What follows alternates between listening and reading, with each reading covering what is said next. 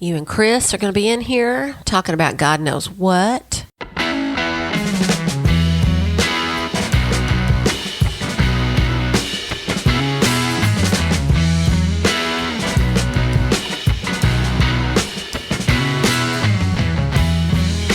Chris is telling on me. Chris is over there telling on me. You deserve it. I do. See, I had my mic off for a little bit there, but we were recording. Oh, were this we? time. Okay. Yeah, we were recording this time. Ladies and gentlemen, welcome back to the podcast. If you, this is a great episode, by the way. I'm just going to tell you. We haven't even finished it yet, and I'm telling you, it's a great episode. It's the best one we've ever done. It's the best show we've ever done. The best show we've ever done. Ladies and gentlemen, we are out of the house, out of my house today, where we generally record the Butch and Chris show. We are actually now recording at Persimmon Ridge.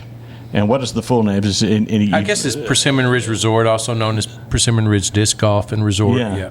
So, and sitting with us right now, Steve Jones. Hey guys. And he is the he's. I'd like to say he's the boss, but he can say that while Kim's not here. And right, the looks around the table. Yeah, I mean everybody knows. Everybody knows Kim runs this thing. So he's sitting in with us. We actually have an episode we're going to be recording talking about the whole story of how Steve and Kim turned Persimmon Ridge into, spoiler alert, the premier, the number one disc golf course in the United States, according to Forbes. Is that correct? Oh, dude. Newsweek. Hey, we are making some statements tonight. But yeah, so there was a Newsweek contest, if you will, where it went on for about a month, and they voted us the number one fans' choice disc golf course in America. I think is kind of how that works. That's cool. Yeah, we had a couple other little accolades along the way. Yeah. But yeah, that was a big one. That's cool, man. So, but this episode we are doing is we are. This is a hard one, man, because what we're going to be talking about is classic albums, but you have to pick the weakest song off of that album. It's a challenge. Chris has been putting some thought into it. Usually I have no thought. Usually he has no thought on it, but you know that's coming up in just a moment here. But first of all, so here's the deal: if Butch contacts me before the show, and gives me the topic, that means I need to do some research. Yes. Before I get there. If he doesn't, then it's just willy vanilly. Yeah, he knows I'll have something printed out. Yeah, absolutely. I'm a prima donna, baby. I show up, do the show, and leave. That's right. That makes me a little nervous for the evening. Yes, it's going to be fine. It's going to be almost fine. Let me go to.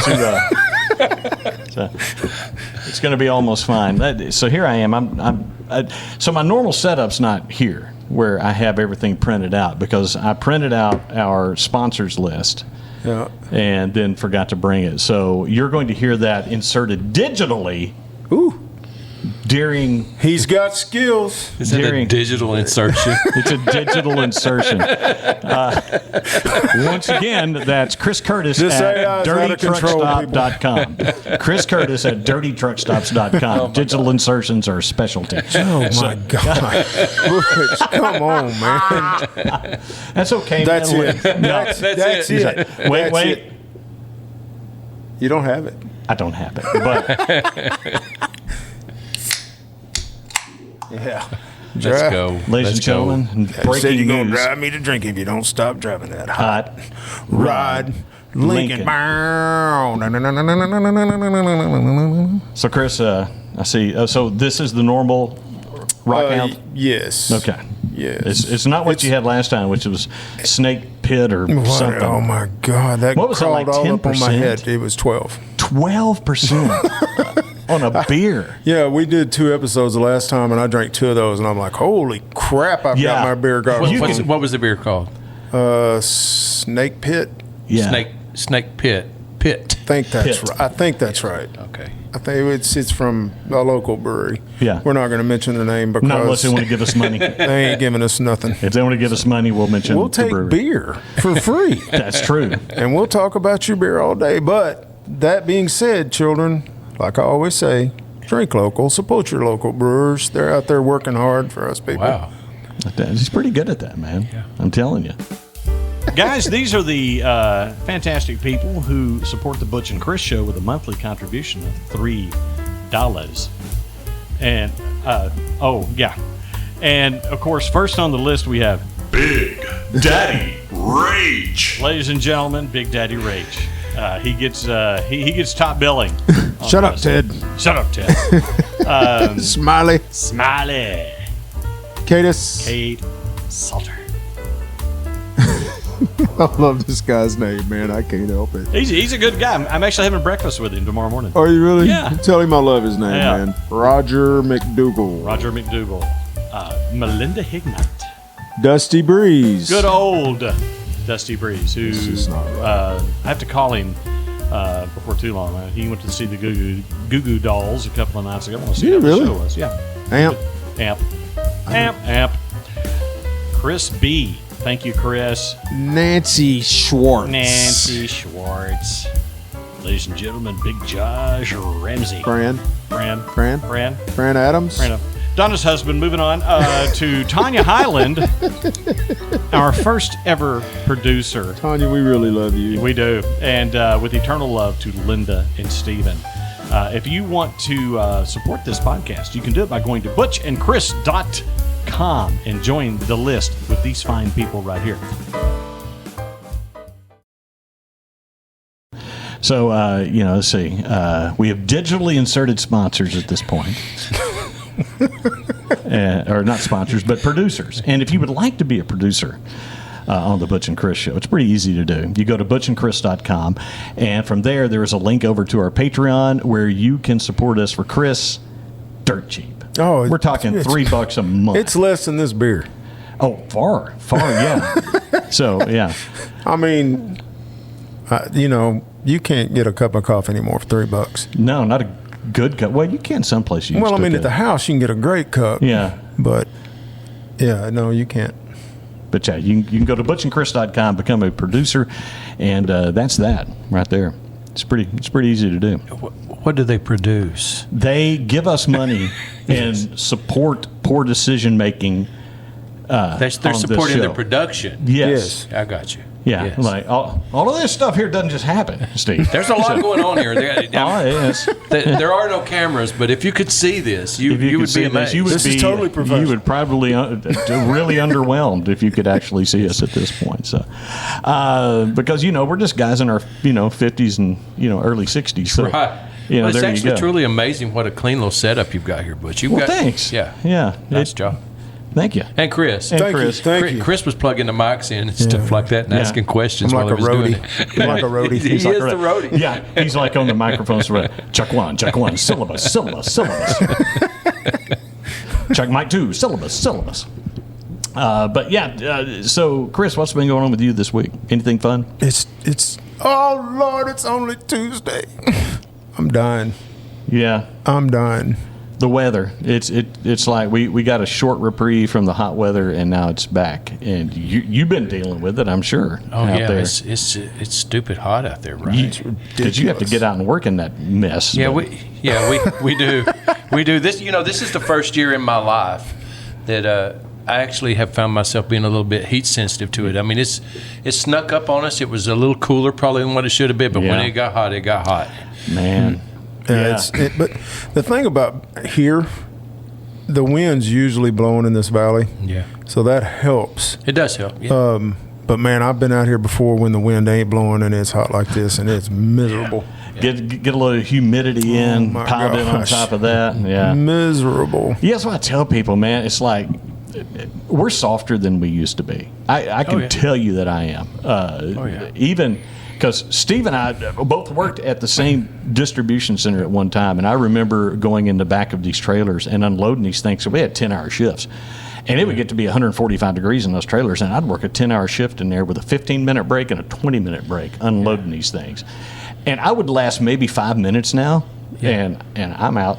I'm done. I'd be folding like a cheap card table. Sure. How many trailers would you unload in a shift? Depended if it was if everything went nice for me, and I had palletized loads and things like that. I could get 4 or 5 trailers a night. Is that right? That's a lot. Yeah, well, if it's forklift unload, and all of that, but I never had that.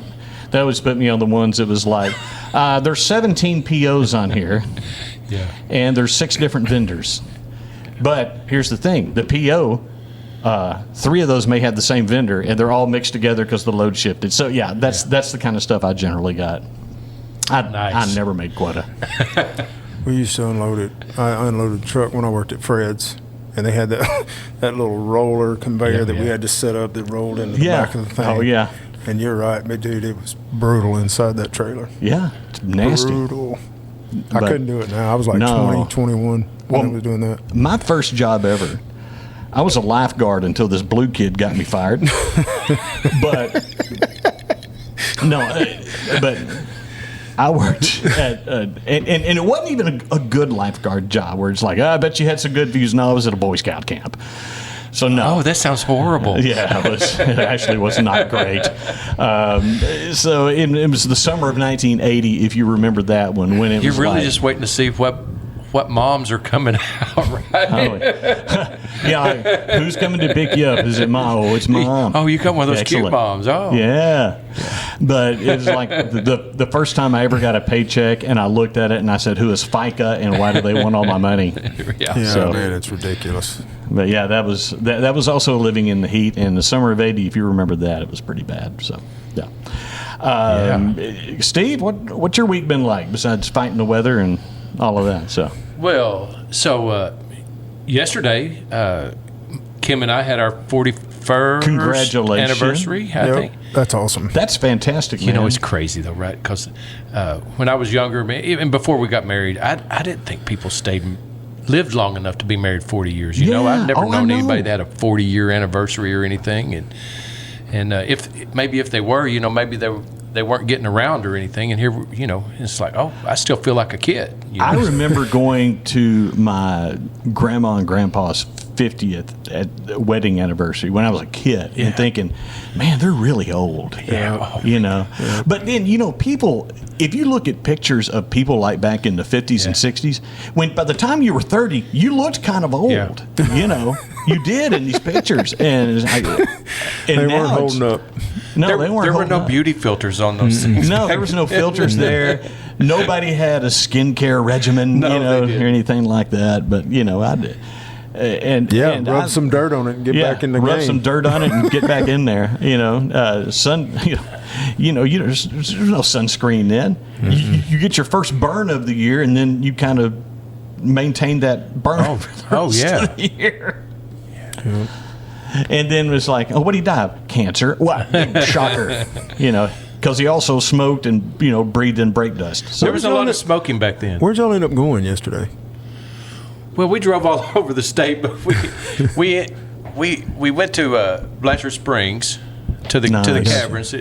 Were y'all familiar that they had an F4 tornado up that way? Mm-hmm. Yes, yeah, I was a while back. Man, the damage up there is just crazy. And they tore some stuff up. Oh, it really did. Their park is still down over there. Oh, really? Yeah. They said that they're only open during certain times right now because of staffing issues and everything. So, but. That's nice. That's a great place to go in the summer. It is. Because it's 50-something degrees down in there year-round. It was really nice. Yeah. The other place I like to go at Blanchard Springs is where the springs actually come out, and they have it dammed off down there, and they stock it with trout. Over at Mirror Lake over there? Mirror Lake. That's a beautiful little place. Yeah, it's great. So I think that, a couple of decades ago, we used to fish it like with power bait, just almost like you would the Little Red River or something. You throw corn on there. Exactly. Had a lot of corn fishers out there just throwing stuff in. That's a great place to take kids to go. I agree. Trout fish right 100%. there. So beautiful stuff. Man, 41 years is fantastic. Yeah, that is amazing. 3 lifetimes. Now it's 4, I guess. Yeah. So like you and her, so obviously she was in high school when y'all were going out, right? So what's the statute of limitations here?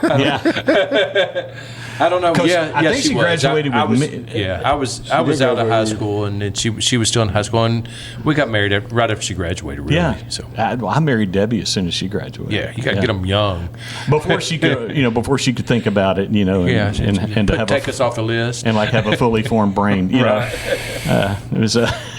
Yeah. Now she is the brains. Now she is the brains of the operation. Yeah, That's for sure.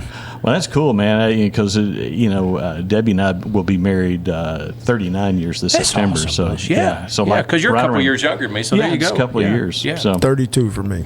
32. That's This year great. in October. Yeah. Well, Chris, I'd, Kids. If I had a beer too, I'd raise a toast to. We should all have a toast. Long-term gonna do over-married that guys. Get your own beer. Get your own beer. That's funny. So, guys, music albums. Chris, I know you have some favorite music albums that you think are very nearly perfect out there.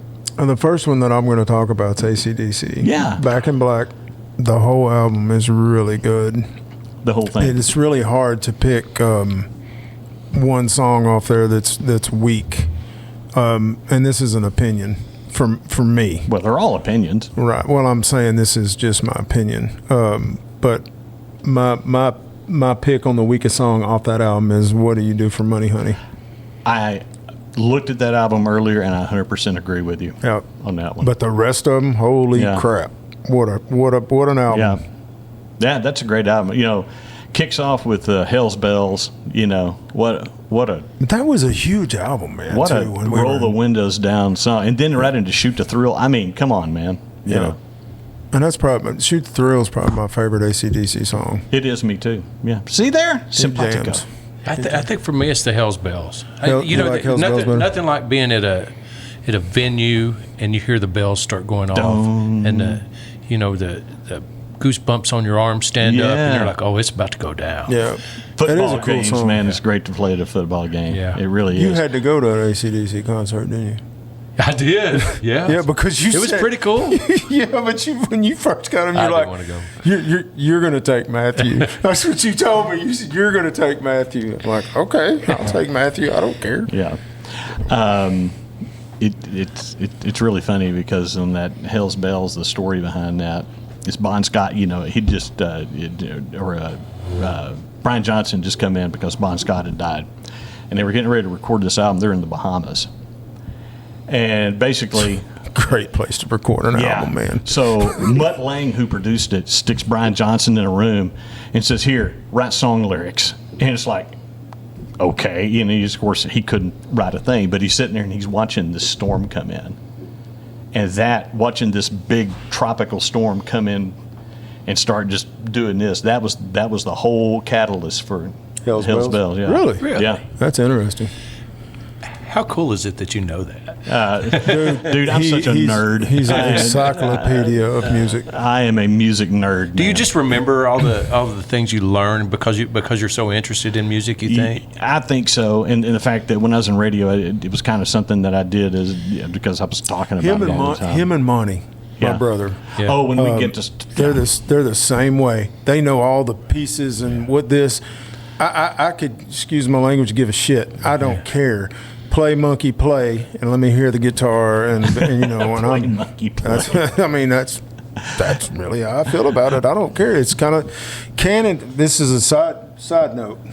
Cannon asked me something about the Razorback football team last year, and he goes, "Well, did you see so and so?" And I'm like, what positions he plays? He's like, "How do you not know this?" And I'm like, "Because I don't care, son." And he said, "How do you not care about Razorback football and you don't know who it is?" I said, "Okay." He goes, "What do you watch when you watch a football game?" I said, "Well, I played offensive and defensive line, and I'm usually watching them. Did they execute? That's what I'm watching. I could care less who's doing it. It doesn't matter to me." You could actually care less. Whatever. Somebody corrected me that on the Does other day. care, don't you? Right? Like we want to see. We know when good things are happening, right? So Yeah, I mean, when you hear the name over and over and over, like Yeah. when Matt Jones was quarterback, I knew who Matt Jones was. I mean, I knew. you didn't need to know where he went to high school or what his stats were. And all that I could stuff, care right? less. That's what you're saying when you say I couldn't care less. Yes, that's Yeah, Yeah, I couldn't I care get it less. from that perspective. Yeah, Yeah. that's it. That's my deal. Yeah, I don't. I'm the same way about football. There was a time 20, 30 years ago where I would really get into college football, and I could tell you that. And I don't know, man. Why get to know the players, man, with this transfer Because portal it's transfer. stuff, man? I don't even know how this portal stuff works anymore. It's just crazy. Totally isn't different. it? You're gonna have a totally different team the next year. Yeah. It's crazy. Yeah, it's nuts. You don't have it's like you knew. Well, we got him for 3 years at least, and then you would, but now you don't. Now, basketball, hog basketball is a little different. I usually know those players because I'm watching them all the time. Well, you know who the top 5 are, right? Yeah, Well, that's what I'm saying. I know the starting 5 usually, and then usually who comes off the bench. I'll usually know that by the third or fourth game. I don't know who's playing, but that's about as far as I go. Man, not to get y'all's gig here, but when we were talking about the portal a while ago, where's all that money come from? And right, and then where was it before? Yeah, That's what I want to know. It was under the table before. Right. Just to be honest, it was under the table. What were they doing with it? I mean, there's a lot of money floating around out there, right? Booster clubs, and things like that. I won't tell you on air, but I actually talked to somebody that was handling. What do they call that money? What is it? What's I the know money? what you're saying. Yeah, the not the portal. You've started it now. Yeah. I know, right? Anyway, they were handling the money for this particular person, and it was when they told me how much he was getting. He was a basketball player. Yeah. It was. I was like, what? Are you kidding me? A 20-year-old kid making this kind of money in college. Now, it was kind of supposed to be about maybe reimbursing for like yes. jersey sales and things like that. But now Yes. hadn't it turned into just buying a team? Yes. Yeah. And that's been the complaint, I think, the whole time. Which teams were doing it under the table for years. Somebody would get caught and they'd get in trouble. But for the most part, it was looked the other way. I remember back in the 70s that Oklahoma got in some trouble. Yeah. No, All the fun Oklahoma stuff. was always getting in trouble. They got in some trouble About ball over time, the, every team was in trouble. right. But I mean, I can't remember what is that? That is driving me crazy. Y'all go ahead. I'll think of it in a minute. Okay. Steve, Yes. what album did you think of for? Well, you know what came to mind first, and I was a little surprised by this.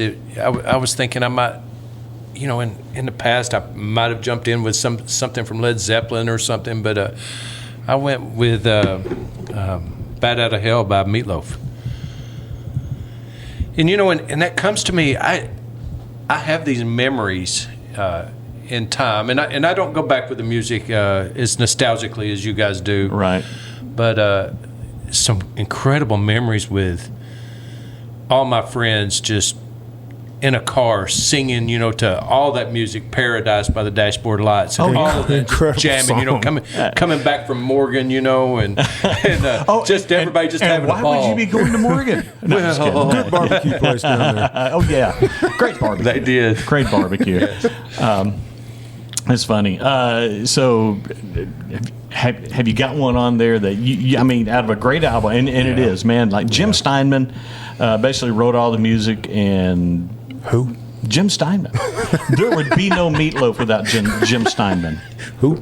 I'm sorry. Jim I'm sorry. Steinman. I believe He you. wrote every song on there. Meatloaf Is that didn't write right? it. We were talking the other day. So he was. What kind of a writer would you say he was? I mean, not just. I mean, it's what they call that rock or It was like a rock opera. rock operas, right? Yeah. It's something different, really. Yeah, very different. Hey, that album is incredible. It Yeah, it really is. is incredible. Paradise by the Dashboard Lights, one of my all-time favorite written songs. The way it's written, I think, is really cool. The way they laid it out, it's awesome. Yeah. Yeah. Especially, is it Kiki D that sang it with him? Is that who that That's- was? I can't remember who it was. It was that's actually a different person than you saw in the video. You remember the old video that they would show all the time? Yeah. It was actually a different lady that sang that, and she didn't actually ever go on tour with him, but I can't remember her name. But it was a different woman that sang it than what you saw. And the woman that actually sang it on tour with him was a different woman. So, Oh, yeah. so it was just a part. Yeah, it's a part. And like I said, Jim Steinman is the one who conceived of the whole Meatloaf thing. What was his name? A-Day was his last name. Yes. That they brought him in, and he was Meatloaf, and so it was like he was put into that role. It could have been any.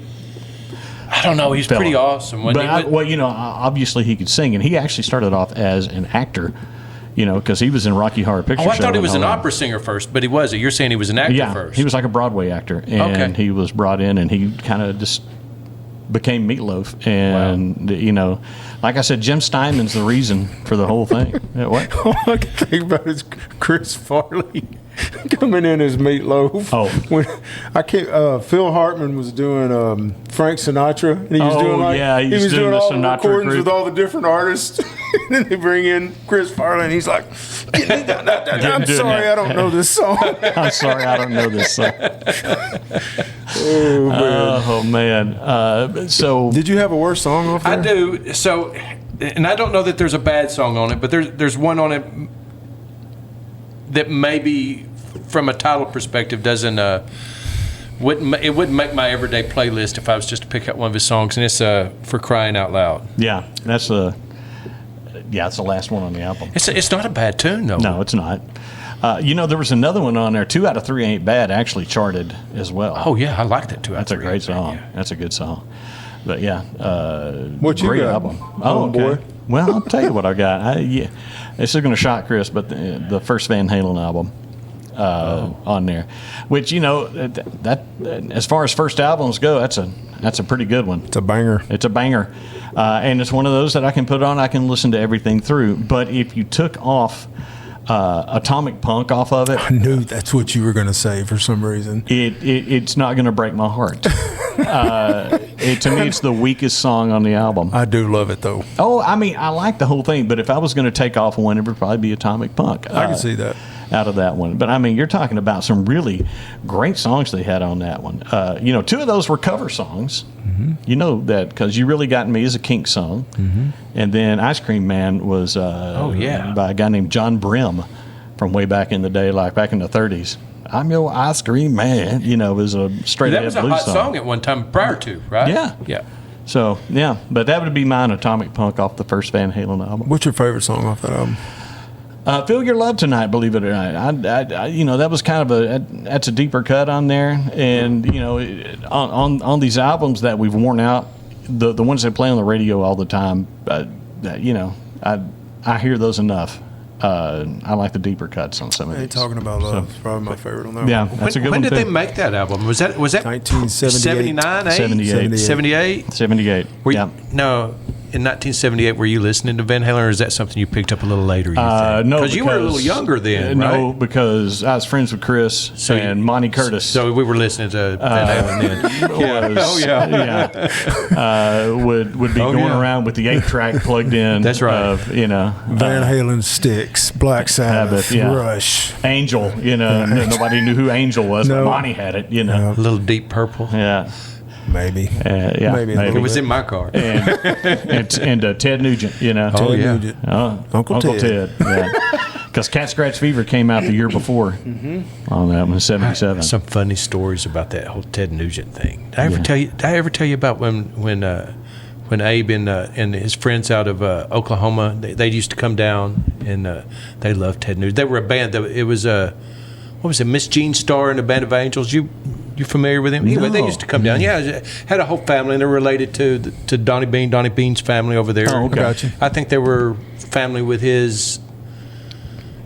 Miss Jean Starr, I think, was his mother's sister or something like that. Yeah. Anyway, so these guys, they're really good. Like they had one of these drum kits that was just circled. I mean, a full circle. Like it was just crazy. And the Jeff, the young guy that played, he reminded me of Meatloaf. But so they had this tricked out Trans Am, with the 454 and everything in it. Yeah. And they were doing all these. Back in the day, we had all these. I don't know where they were. Speaker content. It was all about how much sound you could produce. Oh, yeah. And so this car was scary. Like if I tell you it's scary, it was next level scary. And they like to drive. This is horrible, I should say, but they like to drive through the malls, and they would. And they'd have the T-tops off, and they'd have this stereo just going. And there's a song you'll probably remember. There's a song in there where it sounds like Ted's Ted's barfing, right? Yeah. And so they're just like drinking beer in this mall in parking lot, and they're playing. Their heads are hanging out the car, and they're just scaring everybody. Just oh yeah, that's a true story. They got in a lot of trouble for that. Yeah, evidently that's not okay. I can't imagine. Can't imagine. So Abe, you said? Yes. Yeah, I'm Yeah. shocked. I'm shocked at that. I'm shocked. I that was a Abe little would do- shocked too. Actually, I'm not shocked, really. Yeah, I was like, I'm not coming to get you. No. He would have. Oh, that's funny. Don't lie. Yeah, I would have. Chris, you got another one on the. Yep, I do. Okay. Boston's first album. Yeah, man, that's going to be a hard one. Yeah, it is. I had it in my head and I've lost it. I'm gonna have to look it up. You may have to. Let me give you a topic. Volcanoes. Go. Go. Well, but they're hot. Lava.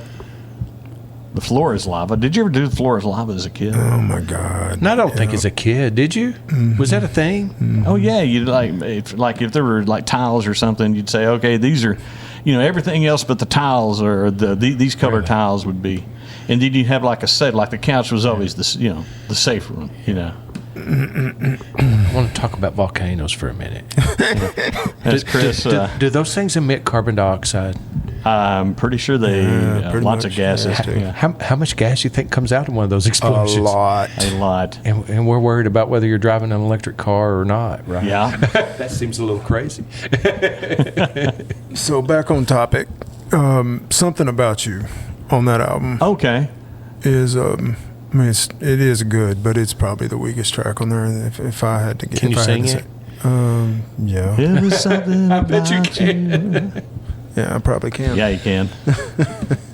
But the rest of these, man, Yeah, what an everything album. is the whole thing on there is just fantastic. And okay, so since you're doing that one, let's talk about my second one that I'll do. I'm sorry, but it just came to mind. What's your there. second one? So let's say the Don't Look Back album, because Chris and I always talk to those first two Boston albums, man, are just They're jamming. just Yeah, you know, both absolutely. just a 1-2 punch. And so my second one on that one is going to be off that, and it's hang on a sec. That's the I'm trying to get to the right place in Wikipedia, and it's just messing me up here. This is the part Butch edits out. Probably Don't Be Afraid. I agree. Off of that one. But everything else on there, yeah. And I'm not saying Don't Be Afraid. Like none of these. I'm not saying that's a bad song. I just think it's the weakest one out of the group. And what's funny is you'll notice it's usually the last song on the album is like, well, we got these songs. We got to put one more on. But I'm curious. That is, bands like Boston and Chicago and those bands. Do you know how they were put together back then? Were they selected and put together? Or was it organic garage style I think stuff? probably Chicago and stuff like that was very organic, because that's more, that they used to be a band called the Chicago Transit Authority. They had a big They long did, name. didn't they? Yeah. Yeah, and so they were more kind of a jazz fusion thing. So that was Yeah. probably a little bit more of an organic thing. Boston was all Tom Schultz in his basement and calling people he knew to come in and do. But as a matter of fact, didn't Schultz play a lot of the instruments on the first one? I think that's right. I think he did guitar and bass and keyboards. He and things wrote all like the that. music. I know that. And then he brought in people to do like drums and stuff like that. So out of those two albums, my favorite song off both those albums together is "A Man I'll Never Be." "A Man I'll Never Be" is a great song. Unbelievable song. Yeah, it is. So Unbelievable. favorite one. Steve, you got a second album? I do not. You not? That's okay. It's okay, man. I was not tasked with that. I just put him on the hook for one, and so. Yeah. Well, if you there can think of go. an album that you listened to back in the day that Yeah. Let's see. Chris, you got another one you can think of that you? off the top of my head, Let's see. I'll just pull it up here. So. Hey, did you guys listen to that Loverboy album way back in the day?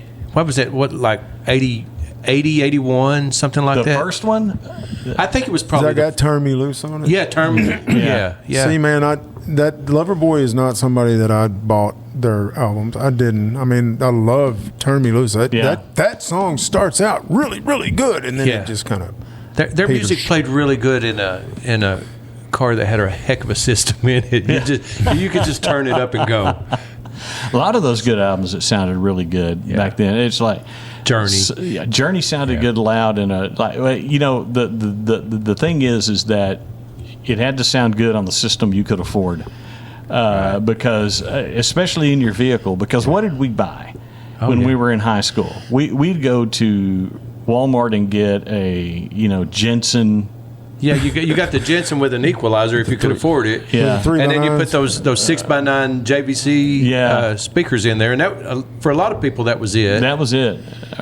Dude, I couldn't. The first time I had. Do you remember Sparkomatic? No. Sparkomatic was like this cheap brand that Walmart carried. It's like if you didn't have much money, you could get That's what that was. You I do could get remember they had a one. Sparkomatic cassette deck and stick in there, and you'd be out like $30. Yeah. I had this old Mustang with an AM radio, and I put an FM converter on it. Oh wow! And Steely Dan got stuck in it. And he was stuck in it for a year. Oh, that's funny. And to this day, I can't listen to Steely Dan. You can't listen to Steely Dan? Yeah. Steely Dan is one of those bands that, if it's forced on you, I can see where you would. Some of that's okay. It really is in hindsight. But I love it. Yeah. I love some Steely Dan. Yeah. There's some good stuff there. Yeah, it's good music. Yeah. You know how they got their name? Yeah, I do. It's that of which we don't talk about, or what? Here we try to keep it PG-13, right. But it's the sword you found in Mama's sock drawer. It's like Well, I remember when I heard that, I was like, that would have been good to know. I would have liked their music a lot more earlier, probably, right? Exactly. But Chris, what you digging into there? I was looking at 38 Special, Rocking Into the Night. Oh, it's a good album. Yeah. Take Me Through the Night's probably the weakest one for me. Agree off of that one, off Rocking Into the Night. The song that I really like, Chris and I both really like this song. It's instrumental on that one called Robin Hood. We actually saw them with this tour, Rocking Into the Night. The two of you did? They played this. They played Robin Hood. Yeah. It was awesome. Yeah, they did. It was awesome. They dropped like a big canvas from the back of the stage, and it was Sherwood Forest. Yeah. It was cool. It was really cool. Now, were they the first group to do the little bungee trick where they throw the bungee on him and launch him out into the middle of the crowd? Oh, that would have been Donnie Van Zant. They used to do that too with. I can't remember. I don't know. I can't remember. Somewhere around 80, 79, 80, 81. Yeah. I saw them, I think, a couple of times with it, where that was their stick, and it was pretty awesome. It was cool. Yeah. I don't remember that. I don't remember them doing that, but I remember. Sure hope that's the way it was. Two people I remember swinging out over the crowd. One was Tommy Lee with Motley Crue, and the other was Ted. Ted used to get on the rope and swing out over the crowd. In a Tarzan loincloth. Yeah. That man was wild back in the day. He was. Motor City Madman. Motor City Madman. Right. So, I'm trying to think. Any other fantastic albums? I mean, they're out there. I just didn't bring them up. I mean, my favorite group's Pink Floyd. Yeah. And I can pull one off of one album that's considered one of their best albums, and that's Wish You Were Here. But Welcome to the Machine, it fits the album, but I just don't. It's not my favorite. Not your favorite on there. We were trying to listen to that the other day, weren't we? And you were like, let's don't listen to that. That's not my favorite. It's not, man. It's just if you're listening to the whole album, it fits the album. That was kind of a thing with Pink Floyd. Mm-hmm. They have theme albums and the whole albums that way. And but just listening to it on its own, it's kind of Well, I bring this up, and it's pretty much one of my favorite concept albums. But I was listening to it today, and I just now thought of that. But it's kind of like some songs that, because they fit into the narrative, they're not necessarily the greatest song in the world, but they fit. Yeah, Queensryche, Operation Mindcrime. Really? Yeah.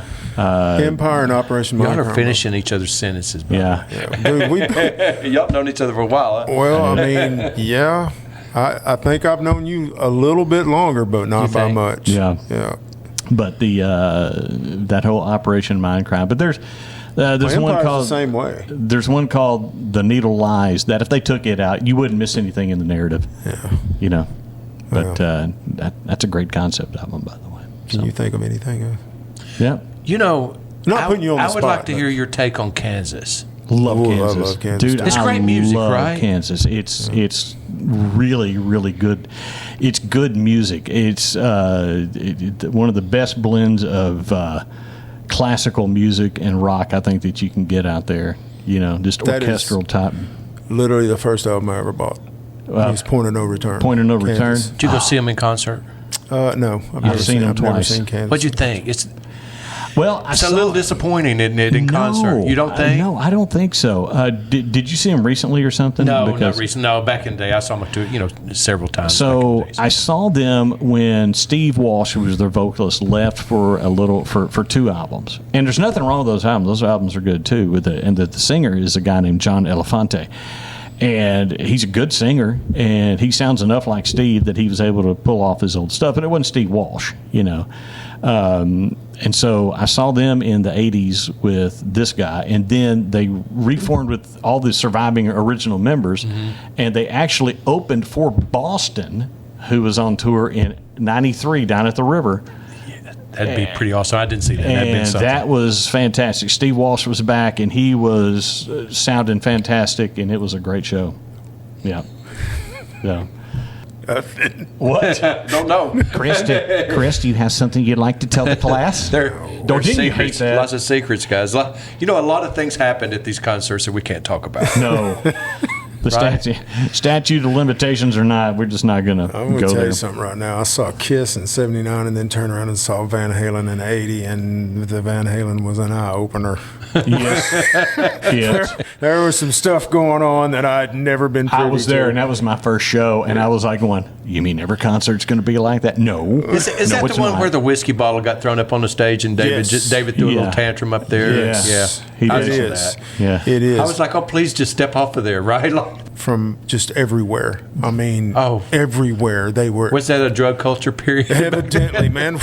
I watched a girl sitting on the rail in Barton Oh, my. and then came up and just right off that rail onto the concrete floor. Yeah, I saw that. Did you see that too? Oh, my God. I saw her fall off, and the paramedics come. Yeah, they carried her off, man. Yeah. I'll never will forget that. Yeah, it was an eye-opening experience. I was like, good Lord, what the hell? I don't know if I've told this story on the podcast before, but the opening act on that tour was a group called the Cats, and they're the reason I'm listed in the Van Halen Encyclopedia. It's a true story. Yeah? True story. He is in the So here's the story. Back about '97 or so, Van Halen hired this guy to put their website up, and they were putting in like all the old tour dates and who the opening act were and all this stuff. And in that 1980 leg of the Mid-South, it was blank. They didn't know who it was. Well, so I know who it is, so I emailed the guy. I said, yeah, it's a group called the Cats. And he's going, oh, okay. So he said, yeah. He said, I talked to the brothers, and they said, yeah, that rung a bell. So he said, thanks, man. I really appreciate it. There's a guy named George, I think. I can't remember his full name. Well, I forgot about it, did that back in the 90s. And so here it is. It's like, at this point, like 2006, 2007, I get a phone call from a friend. And he goes, how in the bleep did you get in the Van Halen Encyclopedia? And I went, I have no idea what you're talking about. And he said, you're in the credits. I went, you're lying. He said, no. And so I had to go to the bookstore and pull it off the shelf and look in there. I didn't buy it, of course. You didn't buy it? No. So, Of course not. of course not. And so I opened it up. And Which is like half this is bullshit anyway. I know the real story. I know the real story. So I opened it up. Sure enough, man, I'm listed in there. And then I looked at the author, and I was going, oh, that's the guy that was the web dude that wrote this book. And so he was nice enough to give me credit for that, because that tour information that I gave him ended up in that. So, yeah, that was kind of that's my one little moment of being published. So Still got 14 minutes left. But, I think you deserve that, though, right? Like, it's a good thing that there was a professional on the other end of that, right? Like, we get information from a lot of places. Right. Yeah. That's right. Yeah, you ain't going to get that today. I don't think so. No. Get you on the Googles. It's truly just amazing listening to how much you know about music. And I've been listening. I've listened way back in the day. I used to listen to you on the radio and stuff. Yeah. You do have a heck of a radio voice. Well, too. thanks, man. I appreciate that. Well, we play golf together at least twice a week, and I'm constantly talking about music the whole time. Now you know why Yeah. I mean, we've been this way since we were in junior high school, man. Yeah, and I loved music. As a matter of fact, I probably still owe Columbia Record and Tape Club for those. Do you remember albums. that? Oh yeah. Yeah. You bought into that off of a magazine or something, didn't you? You'd find it in almost every publication. Yeah. They try to get you in. And kids, Uncle Butch going to tell you a story. So back in the day when you had to buy your music that way, you actually owned a copy of it. They had two different ones. They had RCA Record and Tape Club and Columbia House. And between those two, they would always try to kind of outdo each other and said, for 1 penny, you can get 12, albums or cassettes or 8 tracks. Yeah. And then for another $1, you can get another added. 13. If you 13. You could get 13. But here's where they got you, is that you agreed that over the next 2 years, you would buy like 5 at regular price. Well, their regular price was like really expensive. And so they were making their money back. But they would send you this card each month that you had to send back to them within like a 3-week period, something really short. Or they would automatically ship you that selection, which is how I got a whole lot of albums that I never listened to. Yeah, that was the best of Barry Manilow. That was how they marketed back in the day. In publications. Yeah, that was fun stuff. Comic books. That was better than the Sea Monkeys. That's what I was going to say. That was the Johnson Company. You remember that? Because you could actually get a catalog that you could send off off those backs of those comic books. That you could have that. Remember they had the X-ray glasses. Oh yeah. They had the whoopee cushions and stuff that you could buy. All the prank stuff that you could supposedly get for 50 cents or something. You could learn karate too. You could learn karate. I felt like I did learn karate like that. What was the one? And or the Beachbody. The Charles Atlas. Yeah. Workout. They had the little skinny guy, and then they had him all muscled up. And he gets sand kicked in his face. And I'm like, I remember thinking, I've got to do that. I've got to get whatever that is. I need that. Yeah, you got to get buff so you exactly. can. No one's going to pick on you. Yeah, I didn't know about the needle back then. How much faster that is. Oh, yeah. And your veins pop out, but other than that, you'll be fine. You basically chemically castrated yourself. Yes. Yeah. You ever been around someone? Well, yeah, you have. Are you freaking kidding me? I was about to say. What are we talking about, steroids? Yeah. And someone who's really been on them a little bit too much, and their veins are like almost always popping out of their neck, and they're like, "Hey man, how you doing? What do you mean by that? Nothing." Well, it's a real problem for those guys too. A lot of them got hooked on steroids, and then they can't get off, right? Because their body's not producing testosterone stuff, so they're in this vicious cycle. There's a lot of men actually like that are just kind of stuck in that, trying to figure out how to maintain without killing themselves. I know, or killing somebody else. It's not good on your heart and stuff like that. Right. So I mean, some of these guys, they aged quick too. You could tell those guys that were roided out. How they did. How'd we go from? I don't know. Talking about. I feel like it's all in the genre, right? That's funny. Welcome to our time machine. Yeah, it's good. Steve, thanks for being on this episode. Guys, thank you all for having me. I appreciate it. And thanks for having us out here at Persimmon Ridge. Beautiful area out here, guys. You come hang with us number one anytime. disc golf fans' choice course in America. Yep. So come on and get you some. I'm pushing the wrong button right there, but come get you some. Come get you some. Disc golf. Persimmon Ridge. Come get you some. Ladies and gentlemen, thanks for watching, listening. and being a part of this. You can find out more at butchandchris.com. Have your day, people. AMF, guys.